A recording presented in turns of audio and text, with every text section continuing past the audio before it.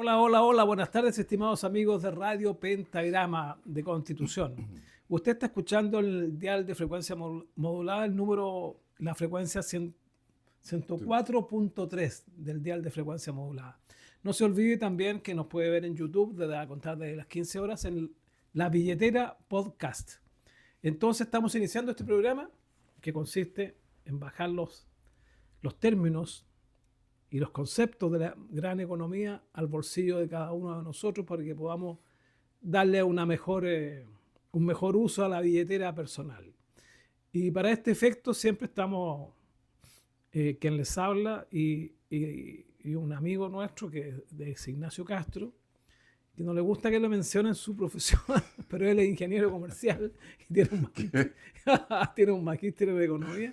Me da risa porque no quería que... Pero la gente que nos escucha tiene que saber, pues Ignacio, que las personas que están opinando son profesionales. No cualquiera se mete a opinar de... Tenemos la mala costumbre en Chile de que cualquiera opina respecto eh, de cualquier ciencia y sin haber estudiado su perra vida esa ciencia. Sí, bueno, es que yo soy un poco al revés de las personas, o de algunas personas por lo menos, en donde que cuelgan los ¿Pero usted títulos. respeta a los mayores o no? Por supuesto que Ya, lo yo soy respeto. mayor que tú. Ya, bueno, Entonces, yo lo respeto. bueno, Ignacio Castro, ingeniero comercial, magíster en economía y algunos otros estudios también fuera del país. Así es que con él es la persona que vamos a hablar de economía en este su programa, La Billetera de Radio Pentagrama de Constitución. ¿Qué nos trae hoy día, en su pauta? Bueno, Que nos hace tanto sufrir a veces. sí, hay varias cosas. Bueno, por supuesto, varios temas que están relacionados con la ex ministra del Trabajo, producto del resultado de las elecciones primarias del domingo pasado. Pero partamos por esta anécdota del crédito Boric, el crédito ¿Cuál? hipotecario que le dieron al presidente para comprarse esa casa ahí creo que está en San Miguel. Ah, no sabía. Ah, ¿no supo ese? No. No, estuvo bien entretenido. Se compró una casa. San Miguel es una comuna allá en Santiago, que yo me acuerdo hasta antes de la insurrección de octubre del 2019. No sé cómo estará la cosa ahora, pero hasta antes de eso era una comuna que estaba tirando para arriba, pero muy, muy fuerte. Y yo lo recuerdo mucho porque el proceso de construcción de edificios de departamentos era tremendamente elevado, ya con líneas de metro habilitadas. Yo personalmente recomendaba mucho el comprar departamentos para inversión y particularmente en San Miguel, porque lo que estaba sucediendo es que la construcción de nuevos edificios generaba una reconstrucción por ejemplo, de las calles, de las plazas, de las veredas, y la verdad de las cosas es que San Miguel estaba tomando ¿Por qué otro, dice estaba? porque, bueno, debo confesar que no sé cómo estará ahora, pero al menos la construcción de edificios de departamentos se paralizó. Se paralizó prácticamente en todo el país, por lo tanto en San Miguel también Hace más de un año ya. tiene que haber pasado exactamente lo mismo. Fue post pandemia, en donde hubo varios elementos. Primero, la caída en la demanda para compra, producto del alza de las tasas y de las tasas hipotecarias, y el alza de las tasas hipotecarias, producto de los altos niveles de inflación que tenía el país, producto de los retiros de las cuentas de la AFP y del IFE y de todo ese montón de plata innecesaria que se le inyectó a la economía y que efectivamente produjo niveles de inflación que llegaron y que superaron el 14% anual, algo que no veíamos desde hacía mucho, mucho tiempo. Eso le pegó a las tasas hipotecarias, por lo tanto la gente pudo tener mucho menos acceso a un crédito hipotecario y se estancó por el lado de la demanda. Y por el lado de la oferta, las constructoras también se vieron con dos problemas. Uno, el mismo problema de las tasas. Las constructoras se financian fuertemente con créditos bancarios. Y el otro tema, que no es menor y que lo hemos conversado mucho acá, es el tema de la permisología, porque si una empresa constructora se pone a construir un edificio y en la excavación encuentran una tapita de Coca-Cola de 1974, y con eso tienen que empezar a llamar a arqueólogos, paralizar las obras. Bueno, a la gente le tienen que seguir pagando, todo el proyecto se retrasa, un retraso en los proyectos, como hay créditos involucrados, un retraso en los proyectos aumenta el costo financiero. Entonces, Empiezan las pérdidas. y efectivamente, y los números se empiezan de azules, se empiezan a poner un poco colorados, por lo tanto también se detuvo ahí, y San Miguel no creo que sea la excepción. Pero el presidente quería vivir ahí, la compra, compró una casa no menor de 792 metros cuadrados, La pura casa. solo la casa, construido, 792 metros cuadrados. Y aquí yo quiero, bueno, voy a tirar estos datos, pero quiero que hablemos un poco sobre de qué se trata el crédito y la ironía que se produce con la compra de la casa por parte del presidente. Eh, Le dieron un crédito, que se lo dio el banco Scotiabank, con una tasa de 3,47%. Los otros datos del crédito, el monto fue de 10.218 UF, el plazo para pagar a 15 años, y el presidente le permitieron dar un pie de solo un 10%. Empezamos a analizar estos datos. El pie del 10% prácticamente hoy en día no existe aquí en Chile. Los bancos no están dando esa posibilidad. Los bancos están desde un 20% hacia arriba como mínimo. El plazo está dentro de lo normal, 15 años todavía. Recuerde que nosotros teníamos crédito hipotecario hasta de 30 años. Ahora ya prácticamente ese tipo de créditos no existen, pero 15 años sí está bien y el monto de 10.000 de 10.000 está absolutamente bien. Acá la tasa de 3,47, se hizo un análisis que salió hoy día en el diario, en el Mercurio, en donde para un crédito así, la tasa menor que existe en el mercado es de 4,45% que lo entrega Copeucho. Esa es la menor. El presidente obtuvo una tasa de 3,47. Algún privilegio tiene que tener. Bueno, y la tasa mayor, que se repite bastante, no es que esté disparada esa tasa, sino que se repite bastante dentro de distintas entidades bancarias, es de 5,94, que es del banco Security, pero como le decía, son varios los bancos que ofrecen esa tasa. 5,94 contra 3,47. Eso en el dividendo mensual, créame que es importante. Eso es importante. Ahora, ¿qué es lo que pasa con el presidente? A los políticos, los bancos no les prestan plata. Los políticos de profesión. Los que son diputados, son senadores, tienen cargos ministeriales, etcétera, etcétera, no les prestan plata. ¿Y por qué? Porque si bien tienen rentas bastante importantes y bastante elevadas, nada asegura que la reelección o la continuidad de sus trabajos. De los 4 años. Exactamente. O sea, un senador con suerte, un senador, lo único que podría decir, recién elegido, podría ir al banco y el banco le va a decir, sí, ok, yo le puedo prestar plata, pero se la puedo prestar un máximo de 8 años, no se la puedo prestar más.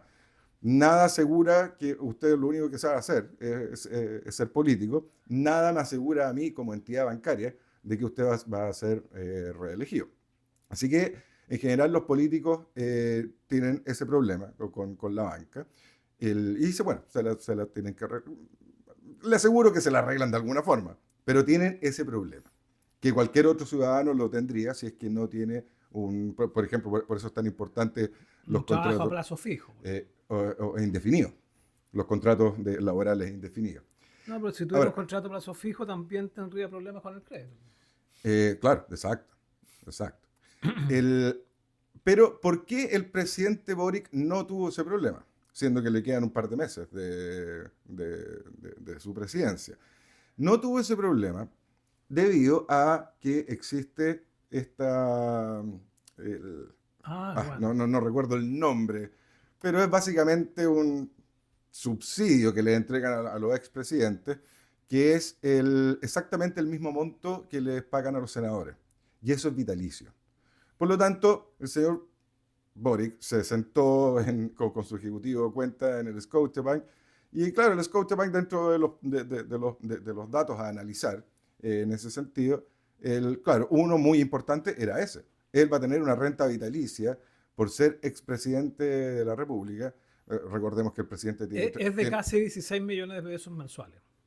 así es. Sumando ambas cosas, Sí. sumando porque les pagan varios ítems. Entonces, claro, para el banco, una persona que tiene asegurado por el Estado una renta vitalicia y siendo que tiene solo 39 años, por supuesto que era sujeto de crédito y por supuesto que el banco le entregó este crédito para la compra de la casa bajo condiciones que ningún chileno o muy pocos chilenos pueden acceder. Ahora, ¿dónde está la ironía aquí? Primero, el presidente Boric ha atacado a la banca, lo ha tratado creo que los trató hasta de coñete, porque están más difíciles o más altas las condiciones para otorgar créditos. Ha atacado a la banca y él fue a la banca, a estos banqueros coñetes, y les pidió plata para comprarse su casa. Primero. Pero lo más grave de todo es que él y todas las personas que lo rodean han atacado la fuente de financiamiento que tiene precisamente lo que él fue a pedir. ¿Por qué? Hemos conversado también en programas anteriores de que los bancos no prestan su plata.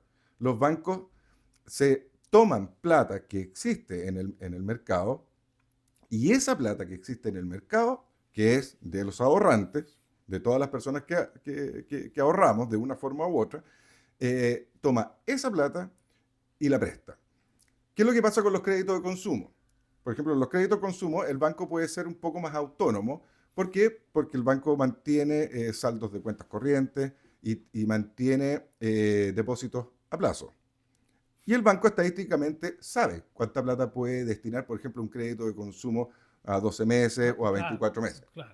Entonces, a corto plazo. por ahí juega más en su cancha, aun cuando hay muchos créditos que se hacen entre los bancos, y ahí viene la importancia de la famosa TPM o la tasa de política monetaria del Banco Central, porque esa es la que no regula, pero sí pone una tasa de referencia a la cual los bancos se prestan entre ellos. Entonces, el banco, el señor, qué sé yo, Andrónico Luxic, presta su plata cuando entrega al hijo de Michelle Bachelet, en el caso Cabal, ¿se acuerda? Sí, claro. ¿Iba a prestar su plata? No iba a prestar su plata. Iba a prestar la plata de otros ahorrantes. Ahora, Eso fue una cantidad enorme de dinero. no me acuerdo cuánto era, pero creo que eran como 6.000 u 8.000 millones de pesos. Eran 10 millones de dólares, me acuerdo. Claro, por ahí entonces andaba la cosa. Sin resguardo, sin garantía, sin nada. Claro. La única garantía era la mamá aquí nomás. Bueno, Sebastián Davar, así se llama. Bueno, eso sucede con los créditos de consumo, con los créditos más a corto plazo. ¿Qué pasa con las tarjetas de crédito, por ejemplo? Todo ese tipo de préstamos, de créditos que son más a corto plazo. Pero ¿qué pasa con los créditos hipotecarios, que son a largo plazo? El banco no puede estar suponiendo de que con los saldos de cuentas corrientes, con los depósitos a plazo, que los depósitos a plazo son máximo un año, no son más que eso, y muy poca gente pone plata en depósitos a plazo a tanto tiempo, porque las variaciones según los intereses de los depósitos a plazo varían mucho por la tasa de política monetaria del Banco Central. Entonces, si el Banco Central, si uno pispa, como es ahora, en este minuto, de que el Banco Central va a bajar las tasas, la tasa de interés que ofrecen los bancos a través de los depósitos a plazo también va a bajar. Y eso castiga mucho el depósito a plazo de largo plazo, de 180 días o de 360 días. Que creo que el de 360 días, de hecho, ni siquiera se comercializa. No, la verdad que no estoy muy seguro.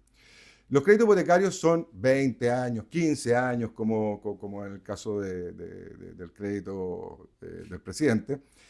¿De dónde saca la plata el banco para poder prestarle al presidente Boric? La tiene que sacar de ahorrantes que estén ahorrando a plazos largos también y que no vayan a sacar la plata en plazos cortos.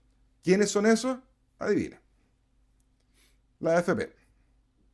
La AFP, efectivamente, mi AFP sabe de que mi plata la va a tener por mucho tiempo más. Por lo tanto, la puede poner en el mercado de capitales para que el mercado disponga de esa plata. ¿Para qué? Para prestársela a otras personas y que se produzca eso fantástico que es la inversión, la creación de trabajo y el desarrollo, y etcétera, etcétera. Esa es la ironía. Ahí está la ironía. El presidente Boric y todo su conglomerado, ya sea Frente Amplio, Partido Comunista, etcétera, quieren matar a la AFP. ¿Quiénes le prestaron la plata al presidente Boric para que cumpliera su sueño de su casa propia? Las mismas AFP. Así que esa era la ironía con la cual quería partir el programa. Y bueno, auditores, si quieren un crédito hipotecario, ya saben que pueden pedir el crédito Boric, que está en liquidación absoluta en un 47. 3,47. 3,47%. ¿Qué le parece? Me parece muy acorde a lo que está ocurriendo en los últimos tiempos. Muy acorde. Sí. Así que bueno, es con eso que quería partir y también aclarar, y siempre es bueno que los auditores sepan de dónde sale la plata que los bancos prestan, porque cuando se sabe de dónde viene esa plata, es ahí donde se empieza a cobrar importancia el hecho del ahorro, esa cadena mágica que es ahorro, inversión, creación de empresas, creación de trabajo y de vuelta el ahorro, y hay ese círculo virtuoso que toma las economías y las levanta, como nos pasó a nosotros durante, ¿cuánto fue? ¿35 años? Que estuvimos con ese círculo virtuoso de desarrollo económico que en este minuto ya está total y absolutamente estancado. Así que quería aclarar un poco eso. Oiga, pasemos a nuestra Pauta. a nuestra pauta. Pero que quería mandar un saludo, ¿puedo? Por Un supuesto. saludo de cumpleaños. Está de cumpleaños Un tío suyo. hoy día, sí. Don Wenceslao Sánchez Calvo. Así que desde acá, mandarle un cariñoso saludo, un abrazo grandote de cumpleaños. Y bueno, ahí lo saludaré en persona. Saludo también para Wenceslao, que lo pase muy bien en su cumpleaños, junto a su familia. Además que y nació o sea, justo hoy día, 4 de julio, De la que independencia de Estados Unidos. la independencia de Estados Unidos. Entonces es muy fácil acordarse del No se cumpleaños. le puede olvidar. Sí, pero es fácil acordarse. Los mercados hoy día en Estados Unidos todos cerrados, por supuesto. Allá están con fin de semana largo, así que hasta ayer nomás duró el tema allá en Estados Unidos. Y si Estados Unidos no se mueve, ¿Usted sabía que Constitución tiene una relación con la independencia de Estados Unidos? Directa. no le puedo creer. A ver, Claro. cuéntame eso. Diego de Gardoqui. ¿Ya? Mucha gente cree que Constitución le pusieron Nueva Bilbao de Gardoqui, De lo que Gardoqui. no es efectivo. Ujú. Pero ¿quién era Diego de Gardoqui? Diego de Gardoqui en aquellos años era un vasco, igual que Santiago Ñederra, Fermín, ¿cuánto se llama? El otro, Sorondo, y otros más que llegaron aquí, que eran armadores de buque. Y ellos le propusieron a la corona que le pusiera de Gardoqui, Nueva Bilbao, porque ellos venían de Bilbao, Ujú. y de Gardoqui porque había un hombre célebre en España que era Diego de Gardoqui, que era profesor universitario, sabía hablar inglés y era un experto en relaciones internacionales. Usted se acordará que España estaba en guerra con Inglaterra, digamos, por el predominio del mar, etcétera, etcétera. ¿No es cierto? Estamos hablando a fines del siglo XVIII, Claro. ¿no es cierto? En ese tiempo España e Inglaterra eran prácticamente enemigos. Y los que estaban fundando este nuevo país eran mal que mal británicos. Sí.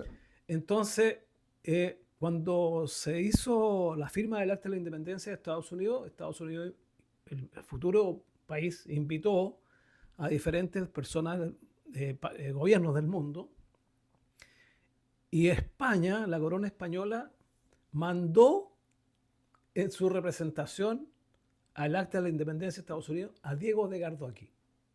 ¿Y por qué a Diego de Gardoqui? Fundamentalmente porque dominaba el inglés. Y además sabía mucho de relaciones internacionales, de diplomacia y todas esas cosas. Así es que, rebuscado, pero hay una relación.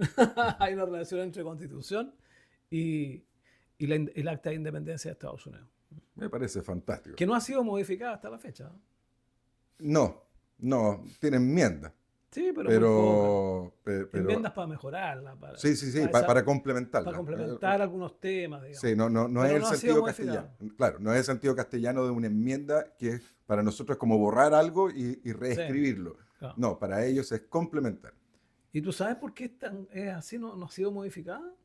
Bueno, entre otras cosas, porque los gringos son bastante serios en este tipo de situaciones, de comprensiones de su país y de las costumbres y qué sé yo, sino porque es una constitución más o menos breve.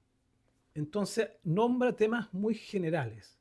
Y esos temas de la libertad de pensamiento, Sí, sí, sí. la liberalidad, etcétera, etcétera, todo eso ellos lo respetan hasta la fecha. No lo han modificado. Por eso es que ellos siempre dicen, el actual presidente dice que van a volver o están volviendo con su gobierno a lo que fue Estados Unidos, que lo estaban Sí. tratando de llevar por otro lado, digamos, sin modificar la constitución. Entonces, hoy día están haciendo valer los principios enunciados en la constitución. Por eso es que han salido algunos fallos de la Corte Suprema, como por ejemplo contra el aborto, que se prohibió en muchos estados, ya está prohibido el aborto. Creo que son como más de 10 estados ya. Ahora, eso va a ocurrir que generalmente se va a generalizar, eso en todos los estados. Y hace poco hubo otro fallo de la Corte Suprema respecto de que se hizo para el estado de Pensilvania. La semana pasada la conversamos incluso. No me acuerdo en este minuto. La arteriosclerosis está galopando aquí. Entonces, también ese fallo se va a proyectar para el resto de Estados Unidos. No recuerdo exactamente cuál es, fíjate. Sí, bueno, sí, efectivamente es que está entretenido este tema, así que tiene que ver con nuestra billetera, por supuesto, siempre, señor, todo Siempre, este tipo de cosas claro. tienen que... La- efectivamente, la Constitución de Estados Unidos no ha sido modificada, sino que se le han agregado enmiendas. Y efectivamente, claro, la Constitución original, deben haber sido 2, 3 páginas, si no era más Claro. que eso, que es un símil. Es como una declaración de principio. Es como, claro, es como una declaración de principios que es lo mismo que sucedió en Inglaterra en el siglo XIII, si no me equivoco. Qué sé yo, poquito después de William Wallace, como ese de, ¿cómo se llamaba la película? Corazón Valiente.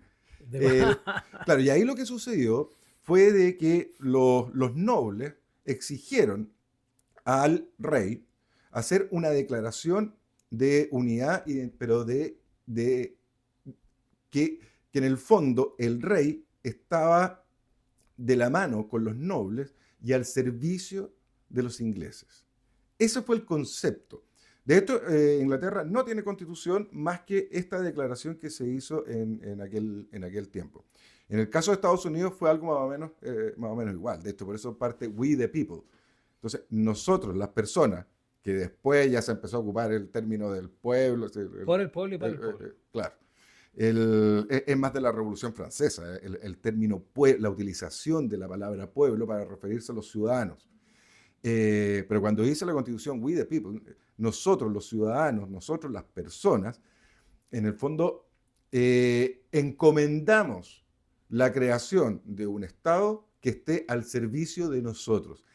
Y ese concepto es Muy importante. fundamental y radical en donde, por eso que es una sociedad que entiende que desde el mundo privado el servicio está al Estado del mundo privado. Claro. Y desde el mundo público entienden de que ellos están para servir a los, Bueno, a los privados. precisamente esa definición es la que se contrapone con las, ¿cómo se llama? Con las constituciones estatistas.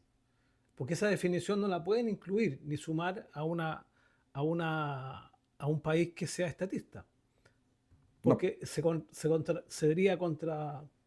contrapone sí, sí, el claro. concepto. Sí, claro. ¿Mm? Sí, claro. O sea, bajo este concepto anglosajón de la sociedad. Mira, esto de Estados Unidos es bien interesante porque los estatistas y gobernantes de Estados Unidos creen que ellos están al servicio de las personas y lo tienen clarito. Sí.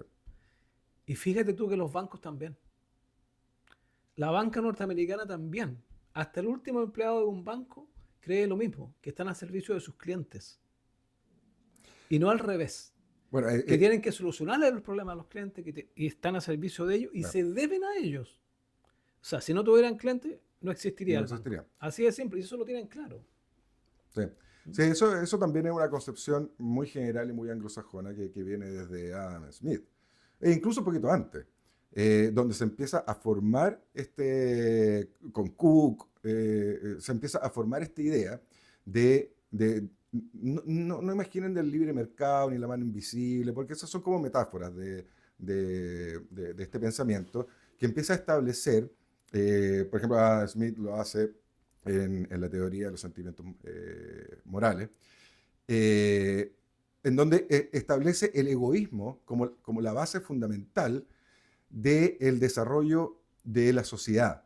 Pero el egoísmo mirado desde el punto de vista de precisamente lo que usted estaba diciendo. O sea, si yo tengo un banco, si yo tengo una panadería, yo quiero hacer el pan más rico. ¿Por qué? Porque así puedo vender más y me van a elegir a mí. Entonces, desde ese concepto egoísta, ¿qué es lo que sucede con eso? Que efectivamente las personas van a tener la posibilidad de comer un pan extraordinario, barato o al mismo precio que las demás panaderías. Ese esfuerzo que hice yo, lo hice por mí, lo hice por mis hijos, lo hice por mi futuro. No lo hice por la comunidad, no, lo hice por mí. Y eso se transforma en la base fundamental del desarrollo de una sociedad. Desarrollo económico. Lo que usted contaba de los bancos es precisamente eso. O sea, el querer atender bien tiene que ver con este concepto mal llamado egoísmo, porque al tiro se nos viene una notación negativa con este tema, pero tiene que ver con eso. O sea, tiene que ver con que yo quiero ser un excelente banco. ¿Qué tengo que hacer? Lo primero que tengo que atender extraordinariamente bien a mis clientes. Y Así es. un montón de otras cosas, Así pero es. tengo que atender Y a mis clientes. yo como una persona egoísta en este sentido, tengo que decirte que tenemos que ir a comerciales. Vamos a... Vamos a comerciales entonces en la billetera de Radio Pentagrama de Constitución. Vamos a continuar con la segunda parte de la billetera hoy día 4 de julio de 2025 y felicitaciones a todos los norteamericanos que nos estén escuchando por su día de la independencia. Que se festeja con, ¿cómo se llama? Hasta con barbecue allá, ¿no? Sí, sí. Tienen un festejo bastante menos ornamental que el que nosotros Que el tenemos, 18, que digamos. nuestro 18, Es que un dura. día nomás y muchos lo trabajan, ¿no? Sí, para ellos, lo único que hacen sí es que si hubiese caído jueves, el viernes se lo toman. ¿Ah, Eso, sí? sí, no, eso sí que sí. El viernes se lo toman. Y es muy probable que los mercados también, los mercados bursátiles, se cierren el 5 de julio si es que O sea que arman este sándwich. tienen solamente 2 feriados al año. ¿En Estados Unidos? Uno oficial y uno extraoficial. El Super Bowl. Ah, claro. Se paraliza el No, país. ahí sí que se paraliza todo. Claro. Sí. Bueno, vamos entonces a lo nuestro, señor. Vamos, ¿Cuál sí. es su pauta? A ver. Vamos a dejar a la ex ministra Jara un poquito de lado. Sí, porque tenemos tiempo. Como es candidata, no hay Sí, problema. sí. Así que lo único que decir con la elección en la primaria de Janet Jara es que siendo comunista, los mercados no se movieron mucho. De hecho, la bolsa de Santiago subió un 0,42 el lunes pasado. Ya estaba total y absolutamente contemplado el hecho de que ganara. Y de hecho se tomó en una forma un poco positiva. Los mercados piensan, pero no son como esas conversaciones de asado en donde cada uno tiene su opinión y no, mira, es que lo que pasa es que Jara puede remontar. No, los mercados son más pragmáticos. Y dice, esto aumenta la posibilidad de la derecha versus, por ejemplo, Carolina Toá, sí, la aumenta. Ah, ok, ya, pues entonces, por mientras, todo bien, Les da digamos. más tranquilidad. Les da más tranquilidad. Al Así mercado, que, al mercado. a los mercados, exactamente. Además que pueden reaccionar muy rápido. Así que el IPSA subió, el dólar incluso cayó ese día lunes. Fue un día lunes de total tranquilidad, así como fue el resto de la semana. Oiga, le quiero hablar de un tema que tiene cierta relación con Janet Jara, porque ella era Ministro del la Trabajo. ministra del Trabajo, pero el tema del empleo aquí en Chile está a color de hormiga. Se ha aumentado mucho. Sí, Y la empleabilidad, lo que más me ha llamado la atención es que el empleo femenino ha caído, pero de golpe y porrazo, ¿ah? así es, así es. O Entonces, sea, todo el feminismo en vez de ayudar a las sí, mujeres la ha claro, perjudicado es enormemente. un gobierno color turquesa. Oi- Oiga, sí, el tema del empleo se está poniendo color de hormiga aquí en Chile por una serie de razones que vamos a revisar. Pero efectivamente el desempleo en el trimestre de marzo-mayo llegó a un 8,9%. Chuta. O sea, estamos hablando de 917.000 personas sin trabajo y que lo están buscando. De hecho, el 15,8% de esas personas que están buscando, o sea, el 16%, llevan más de un año buscando Buscando pega. trabajo. ¿Mm?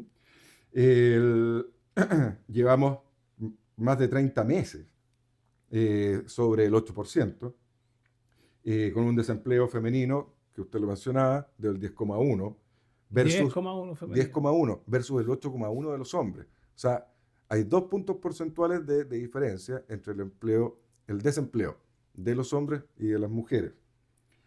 No hay estadísticas más específicas, así que LGBT, no, hombres y mujeres aquí no. Eh, una, Estamos en una informalidad cercana al 30% y con 320.000 puestos de trabajo menos que antes de la pandemia. Esa es la realidad, ese es más o menos el contexto. El 2024, el año pasado, se O crearon. sea, hemos involucionado. Sí, no, sí, no, sí, sí, hay un problema grave. Se crearon el año pasado, durante todo el año pasado, se crearon solo 14.000 puestos de trabajo. El trimestre, marzo-mayo, se crearon solo 4.000 en todo Chile.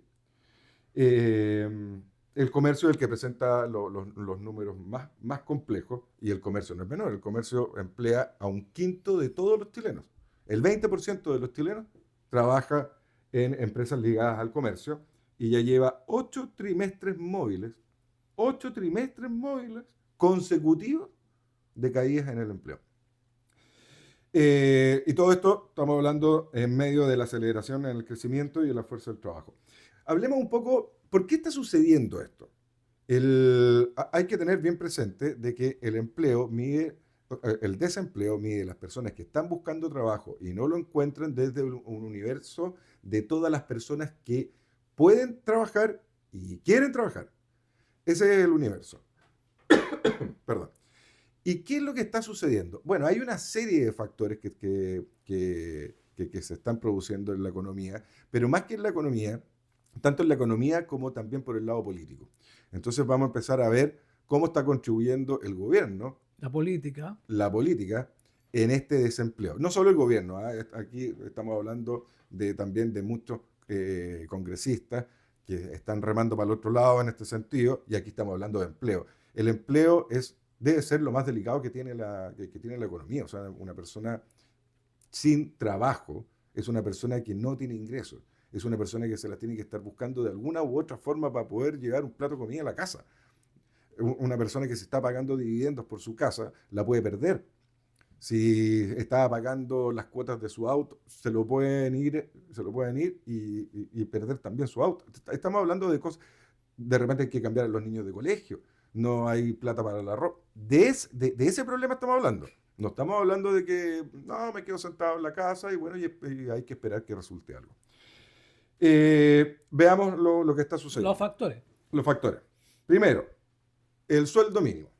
El sueldo mínimo afecta brutalmente al empleo y este gobierno se ha empeñado en subirlo y subirlo y subirlo y con el gentil auspicio de todo el Congreso, incluyendo muchos de derecha. Actualmente el sueldo mínimo está en 529.000 pesos. Yo estuve viendo los indicadores de los sueldos mínimos de Latinoamérica y aquí también un punto. Antes nos encantaba, nos fascinaba compararnos con la OCDE. Yo le voy a dar un consejo habitual. Cuando vea una comparación con la OCDE, mejor sáltesela. Porque si no estamos en el último lugar, vamos a estar en el penúltimo o en el antepenúltimo o necesariamente bajo el promedio. Recordemos de que nosotros estuvimos raspando el nivel de desarrollo de Portugal. Lo estuvimos raspando. Y hoy en día ya somos prácticamente el vagón de cola de la OCDE. Entonces hay que compararse a nivel latinoamericano. Y a nivel latinoamericano, efectivamente tenemos el segundo mayor sueldo mínimo medido en dólares. Medido en dólares y corregido por paridad de poder de compra o por poder adquisitivo. En todos los países los precios son distintos, hay que igualar ese tipo de cosas para poder hacer las comparaciones. Ahora en mayo subió a 529, una advertencia a todos quienes tienen qué sé yo, su empresita, su emprendimiento o mediana empresa ya formada. La ley se promulgó en junio, pero es retroactiva a mayo.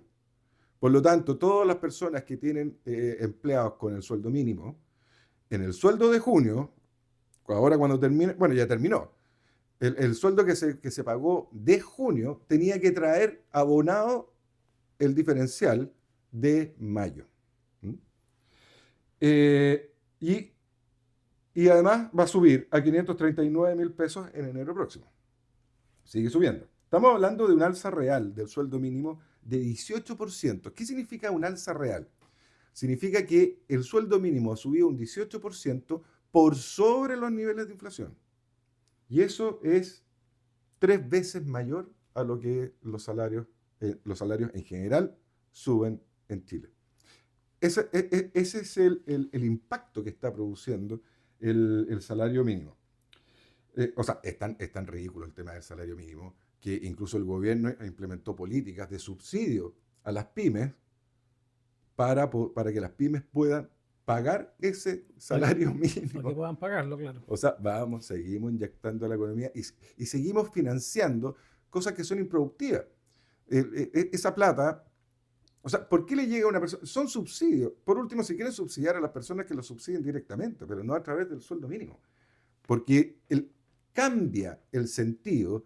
No me voy a extender mucho en el sueldo mínimo, un día lo podríamos hablar detalladamente, pero es tremendamente delicado ese tema. Bueno, Fernando Carmona, el hijo de Lautaro, Comunista. el presidente del Partido Comunista, o secretario general, o como se llama, digamos. Fernando Carmona, el jefe programático de Janet Jara, y dijo que el salario mínimo debe aumentar a 750.000 pesos. 750.000 pesos. Llamándolo el sueldo vital. El sueldo vital en la economía no existe, en primer lugar. No, en ninguna parte del mundo se habla de sueldo vital. Eso fue una invención de alguna parte, no creo que haya sido él, pero fue una invención de alguien, que tal cual como uno le puede decir, hoy en día nosotros le podemos poner cualquier nombre, salario digno. Y ya, el salario digno, hay que defender el salario digno. Bueno, ellos le pusieron salario vital, 750.000 pesos. Está ese ruido. No vamos, es muy difícil que lleguemos a una cosa así, porque ahí sí que ya las pymes mueren. Pero mueren. ¿Tú dices difícil en un gobierno como este que todo puede Bueno, ocurrir? No. pero al menos lo que sí, eso genera ruido. Entonces, si un emprendedor, si un empresario que tiene su pequeña, mediana empresa, quiere agrandarse y tiene que contratar más gente, de repente le da la vuelta al tema y dice, ya está elevadísimo el salario mínimo. Ahora, estas personas lo quieren llevar a 750.000 pesos. Si eso lo llegan a hacer, me voy a la quiebra, no, tengo que cerrar. Si no, no puedo seguir funcionando con niveles de salario que no van de la mano con la retribución del trabajador a la empresa. Bueno, aquí en Constitución hay un ejemplo claro. Los comerciantes que tienen un local establecido, que hasta hace 4 o 5 años atrás tenían 1 o 2 dependientes que le ayudaban a vender, hoy día no tienen ninguno, porque no pueden pagarlo. No pueden pagar más de 1 millón de pesos en un par de dependientes, más el arriendo y otros gastos más, porque se le ha subido mucho. Entonces la pregunta es, ¿hay que tener personas con un sueldo mínimo elevado como el que estamos hablando, o tenerla cesante. Porque una cosa, si tú subes mucho el sueldo mínimo, provoca cesantía. El comerciante, no pensemos en Arauco, no pensemos en las grandes empresas, si tenemos que pensar en las pequeñas empresas, en las micropymes, que son las que dan más pega en Chile. Sí, En esas son las que hay que pensar. sí. Con 600 lucas, 550 más o menos, eh, pueden subsistir. El ejemplo que te acabo de dar, puede subsistir un local comercial en Constitución con 2 dependientes y ya va a tener más de 1 millón de pesos en los puros 2 dependientes. Entonces, Más todos los costos laborales asociados. por supuesto, entonces estamos en un punto, yo diría, moral también, ¿eh? Porque tienes que optar, po. O se queda cesante y no tiene ningún ingreso, o trabaja por un sueldo mínimo. Entonces, ¿qué es mejor, digamos? Así es, ¿Qué es mejor? así es. Y Así lo puede pensar la economía, pero el micropyme no puede pensarlo. sí. Además que, No puede pensarlo, sencillamente no lo puede contratar, nomás. No puede contratar a otra persona. efectivamente, siempre hemos hablado, o siempre he hecho el comentario, de que uno maneja números, uno maneja estadísticas Impersonales. que son, claro, que son más de pantalla de computador que nada. Y por eso que siempre yo le he dado una importancia tremendamente alta a la calle, a ver qué es lo que está sucediendo. Y tal cual como usted comenta, uno empieza a ver de que las pequeñas y medianas empresas que contratan alrededor de, si no mal recuerdo este dato, es cerca del 80% de las personas en Chile que ganan el sueldo mínimo, los contratan las pequeñas y medianas empresas. Todas las medidas que estamos hablando y que vamos a seguir ahora en adelante, un poquito más rápido, pero las vamos a ver, van en contra de las pequeñas y medianas empresas. Exactamente por lo que usted decía. Para las grandes empresas no es mucho problema. De No es hecho, problema porque no tienen personas con el mínimo. no, Casi todos exactamente. ganan más. Exactamente. Ahora, sí están tomando medidas o sea, contra las dificultades de la contratación, las grandes empresas, sí lo están haciendo. O sea, es cosa de ir qué sé yo, a Falabella. Trata de encontrar a alguien que si le gustó una camisa, trata de encontrar a alguien que le diga cuánto cuesta si es que el precio no está ahí. No lo va a encontrar. Ya no hay el vendedor de sala. Habrá uno dando vuelta en todo un mar de productos, pero el vendedor de sala ya prácticamente no existe. Así que el efecto que está teniendo todas las medidas contra los empleos, y especialmente que le pegan a las pymes, sí, uno lo ve en la calle, uno lo ve en el comercio, uno lo está viendo en todas partes. Segundo factor. Segundo factor, la ley de las 40 horas. Trabajar 45, trabajar 40 horas, en este minuto estamos, si no me equivoco, en 44 o 43, ya ahí me perdí un poco.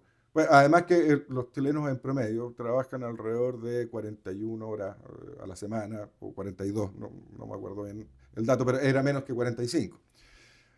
Pero en estricto rigor, empezar en la ley de las 40 horas significó un nuevo aumento salarial y de costos, por lo tanto, a las empresas. O sea, imagínense los turnos, empieza a quedar la embarrada con ese tipo de cosas, pero las empresas manejan los costos salariales por hora.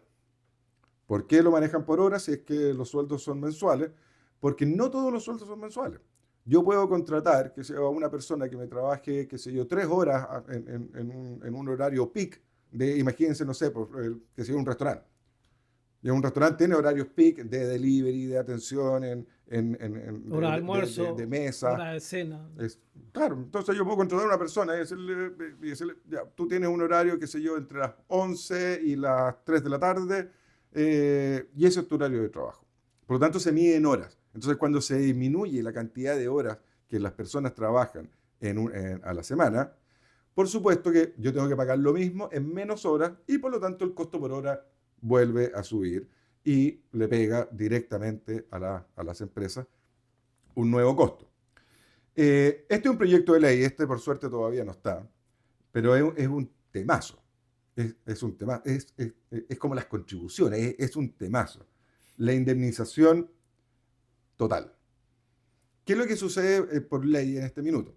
Si usted está contratado, o si usted tiene un contrato indefinido en una empresa y a usted lo despiden por necesidades de la empresa está obligada a pagarle un sueldo por año Hasta 11 años. hasta con un tope de 11 años. Bueno, hay proyectos de ley en el Congreso en este minuto que lleven a esto, que le saquen el tope de los 11 años y que sean todos los años que trabajó la persona. Vamos a aumentar los costos de nuevo. ¿Por qué?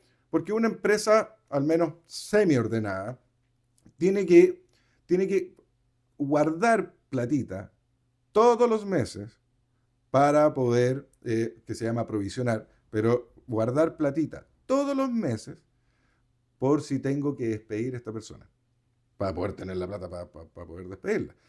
Muchas empresas eso no lo hacen, si no, no les da, si no les alcanza para poder hacer una cosa así. Con suerte las empresas pagan los impuestos y pagan el IVA, pero rajuñando vidrio, y no van a estar provisionando el tema de la indemnización. ¿Qué sucede con eso? Que si una empresa quiere despedir a un trabajador, necesariamente tiene que tener la plata para poder pagarle esa indemnización.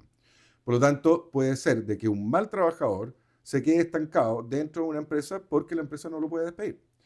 Y si uno lo mira al revés, si un trabajador se quiere ir de una empresa, pero lleva 10 años trabajando y necesariamente tiene que renunciar. Y si renuncia, pierde el derecho a indemnización y ese es un motivo por el cual, ese es un motivo que va a contemplar en esa decisión de renunciar o quedarse, va a contemplar porque efectivamente es una cantidad de plata importante. Por lo tanto, va a estar renunciando va a estar eligiendo un trabajo que no le gusta en desmedro de una posibilidad laboral que le llamaba mucho la atención. O nuevamente en desmedro de ese trabajador. ¿Por qué pagamos indemnización en este país?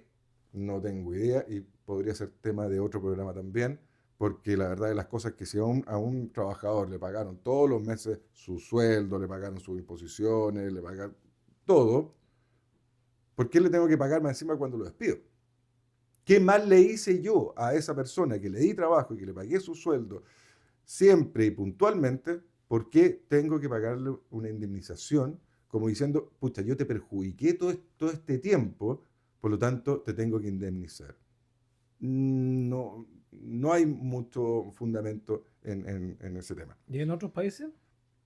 Es muy raro la indemnización. Lo que sí se ocupa en otros países es obligar al empleo, que aquí también existe, aquí en El Chile, subsidio de cesantía. el subsidio de cesantía, pero es que no es un subsidio, es un ahorro personal, Ah, que uno hace todos los meses, como el seguro de cesantía aquí en Chile. Yo ahorro todos los meses en el AFC, y claro, y ahí está, se va acumulando, es como más o menos el mismo concepto de los fondos previsionales, pero esto es un seguro de cesantía. Si yo me quedo cesante, voy a la AFC y muestro la carta de despido, o ni siquiera la carta de despido, porque es un seguro de cesantía, no tiene que ver con la razón por la cual yo me quedé cesante. Yo puedo haber renunciado y muestro esa carta y se activa el seguro. Así es la mayoría de los países del mundo. Obviamente, la reforma previsional, aprobada entre gallo y medianoche en enero pasado, también le aumenta, pero considerablemente los costos. ¿Y quiénes son los que más le da problemas? De nuevo, a las pymes. ¿Qué era eso? La ley Carín. Claro, las grandes empresas tienen departamentos plagados de abogados que pueden llevar adelante todo un manejo de la organización propiamente tal para que no se produzcan este tipo de denuncias bajo la famosa ley Carín. Pero ¿qué pasa con las pymes? Una denuncia y una pyme se queda ahí total y absolutamente congelada, no tiene nada que hacer, que va a contratar un abogado. Otro costo más. La sala cuna universal. De nuevo. De esto los empleadores tendrían que pagar hasta el 50% de los costos de la sala cuna universal. ¿A dónde pega más fuerte eso? Lo que estábamos leyendo al principio, la contratación de las mujeres. Y el comercio ilícito. El que en Chile esté total y absolutamente desbordado el comercio ilícito, por supuesto que de nuevo le pega a las pymes, porque tienen que vender más barato. El comercio ilícito no paga patente, el comercio ilícito no paga impuestos, no paga leyes sociales, etcétera, etcétera. Y le roba a los mismos comerciantes. Y le roba a los mismos comerciantes. Sí, eso es lo peor. Entonces, de nuevo, las pymes damnificadas en ese sentido. Entonces, Está dura la cosa entonces. está súper, súper complejo. No hay ninguna empresa que empiece grande, todas empiezan como micropymes. Absolutamente. Claro, entonces, ¿cómo tú fomentas la creación de nuevas empresas con todos estos gastos, estos gastos que muchos de ellos no son justificados? Así es. Si todo es muy bueno, pero imagínese usted, usted quiere formar una... Aquí en Constitución había equipos de motosierristas, por ejemplo. Entonces un señor que era experto motosierrista contrataba a 2 colegas y se hacía contratista. Y ahora imagínate con todo esto, no lo va a poder hacer, así de simple. Porque se va a ver el primer día que uno llegue curado, no vaya a trabajar, qué sé yo, no lo va a poder echar, porque ¿con qué le va a pagar la indemnización? Sí, sí, exactamente. Entonces, así hay que ver las cosas en la práctica, en la calle, tal como tú dijiste. De esa forma. Sí, y todos los auditores que en este minuto tienen un emprendimiento, tienen una empresa, o sea, todo lo que hemos comentado, él lo sabe. Él lo sabe. Si de repente necesita contratar a alguien, llegan a temblar. Claro, mira, fíjate que te quiero hacer algo relacionado con esto también. Comentar. En Chile se pierden camiones con mercadería, se roban no sé cuántos diarios. De esos camiones con diferentes tipos de mercadería, los que más suenan son los que cuando se roban los camiones con cigarros. ¿Ah? Bueno, pero se roban con mercadería también, con abarrotes. Sí, claro. Esas mercaderías son las que se venden en el mercado negro y más baratas. En Chile se vende de todo. Los tipos se van a instalar frente a tu local comercial sin saber el que está vendiendo ahí en la calle, sin patente, sin permiso, sin pagar ningún impuesto, sin saber que a lo mejor esa mercadería que le está vendiendo se la robaron al mismo comerciante que está detrás suyo. Bueno, así es. Esto hoy día está demostrado que en Chile está desbordado, ¿cómo se llama esto? El sistema, las mafias. Eso hoy día en Chile está totalmente desbordado. ¿Cómo se llama esto? El crimen organizado. El crimen organizado hoy día funciona el después en Chile. Es la mejor empresa chilena hoy día, es el crimen organizado. Este crimen organizado, ¿a quién le pega? A las pymes. A las pymes. Pero así derechamente. ¿Por qué? Porque el Estado no nos da la seguridad. No nos da seguridad. Y sobre todo nos da seguridad porque no ha sido capaz este Estado que tenemos de controlar el crimen organizado. Algunos mal pensados piensan que incluso hay corrientes políticas que están detrás de todo esto. ¿Ah? Y puede ser. Sí, puede ser porque en este país ha visto de todo. ¿Ah? Por supuesto. Así como había delincuentes en la insurrección del 19 de octubre, había una pila de delincuentes ahí que hoy día están con pago indemnizatorio del Estado. Entonces, ¿en qué país estamos? Pero, si usted quiere ser emprendedor, estimado amigo, tiene que pensarlo 2 veces. Yo no estoy advirtiendo ni le digo a nadie que no lo haga, pero tiene que saber de antemano a qué se va a arriesgar. Porque si usted va a partir una pequeña empresa, el caso del motosierrista, va a contratar 2 motosierristas. Tiene que comprar las motosierras para sus 2 motosierristas. Y como no tiene la plata, va a ir al banco. Y va a pedir un crédito de consumo para comprar las motosierras. Si tiene una buena facturación para atrás, probablemente el banco le va a pasar la plata, si no, no. ¿Ah? Ahí empiezan los problemas. Entonces yo te digo, ¿cómo puedes partir tú siendo empresario? Si quieres ser empresario, si para partir estáis rodeado de cortapisas estatales, impuestos, esta cuestión de las indemnizaciones, las horas de trabajo, ¿cómo se llama? Todos los factores que tú acabas de mencionar, que parecen muy buenos, parecen buenos, claro, pero cuando estás en un país capitalista, que le va bien, en ese país capitalista tú podrías hacer muchas de estas cosas, pero no un país pobre, po. Sí. Un país pobre que lo que necesita es tener más empresarios, para dar más trabajo. Tú acabas de nombrar también cómo ha aumentado el desempleo masculino y sobre todo femenino. El femenino ha aumentado un 20% más que el masculino. El desempleo me refiero. Sí. Entonces, todo esto es producto precisamente de todas estas leceras que estamos aplicando en el país. Tenemos que terminar. Pero déjeme un último dato que lo encuentro bastante importante de mencionar. Porque hemos hablado un 8,9% de desempleo en el trimestre marzo-mayo. 8,1 masculino, 10,1 femenino. Pero como para que los auditores empiecen, agarren este dato para palparlo de una forma mejor. ¿Cuántos cesantes hay? ¿Cuántos cesantes hay? ¿O cuántos cesantes hubo? ¿Qué pasó en los periodos presidenciales con la cantidad de cesantes? Aquí no estamos hablando de porcentaje, cantidad de cesantes. ¿Trajiste un punteo? Sí. Durante el gobierno de Lagos, los cesantes aumentaron en 14.500 personas. 14.500. Bachelet 1, los cesantes aumentaron en 29.100. Piñera 1, disminuyeron en la cantidad de cesantes, la cantidad de personas que no tienen trabajo y que lo están buscando, disminuyeron en 181.450. Bachelet 2, aumentaron en 73.800 personas. Piñera 2, pandemia, insurrección, bla, bla, bla, aumentaron en 26.400.